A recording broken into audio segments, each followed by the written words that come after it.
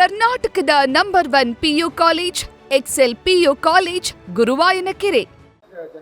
Out going politics ನಡೆದಿದೆ, ಇನ್ಕಮಿಂಗ್ನವ್ರದ್ದು politics ನಡೆದಿದೆ. ಈ ಎರಡೂ ಪೊಲಿಟಿಕ್ಸ್ ಮಧ್ಯದಲ್ಲಿ ರಾಜ್ಯದ ಜನರ ಮಾರಣಹೋಮ ಆಗ್ತಾ ಇದೆ. ಅಭಿವೃದ್ಧಿ ಸಂಪೂರ್ಣ ಕುಸಿತ ಆಗಿದೆ. ಲೂಟಿ ಮಾತ್ರ ಬಹಳ ಚೆನ್ನಾಗಿ ಆಗ್ತಾ ಇದೆ. ಅಂದ್ರೆ ಈ ಸರ್ಕಾರವೇ ಒಂದು ಲೂಟಿ ಸರ್ಕಾರ. ಇವತ್ತು ನೋಡಿದ್ದೀರಿ 5,000 ಕೋಟಿ ಎಲ್ಲೋಯ್ತು, ನಾಪತ್ತೆ, ಇನ್ನೂ ಹೇಳೋರೇ ಇಲ್ಲ, ಹೇಳೋ ಪರಿಸ್ಥಿತಿಯಲ್ಲಿ ಅವರಿಲ್ಲ. ಹೀಗೆ ಲೂಟಿ ಅಂತೂ ಬಹಳ ಆಗ್ತಿದೆ. ಜಮೀನುಗಳು ಕದಿಯುವಂಥ ಕೆಲಸ ಆಗ್ತಾ ಇದೆ. ಬಹಳ ಜನರದು ಇನ್ನು ಹೊರಗಡೆ ಬರುವಂಥದ್ದು ಬಹಳ ಇದೆ.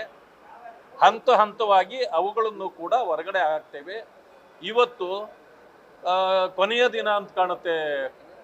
ಇವತ್ತು ನಾವು ಕೇಳಿದ್ವಿ 1 ವಾರಕ್ಕೆ ಇದನ್ನು ಮುಂದುವರಿಸಿ ಅಂತೇಳಿ. ಮಾನ್ಯ ಮುಖ್ಯಮಂತ್ರಿಗಳು ಮನಸ್ಸು ಮಾಡಲಿಲ್ಲ. ಕಲ್ಯಾಣ ಕರ್ನಾಟಕದ ವಿಚಾರದಲ್ಲಿ ಸಂಪೂರ್ಣ ಅವರು ಬೇಜವಾಬ್ದಾರಿಯನ್ನು ತೋರಿದ್ದಾರೆ. ಯಾವುದೇ ಇಲ್ಲಿಯ ಒಂದು ವ್ಯವಸ್ಥೆಯನ್ನು ಸರಿಪಡಿಸಲಿಲ್ಲ. ರೈತರ ಸಮಸ್ಯೆ ಬಗೆಹರಿಯಲಿಲ್ಲ.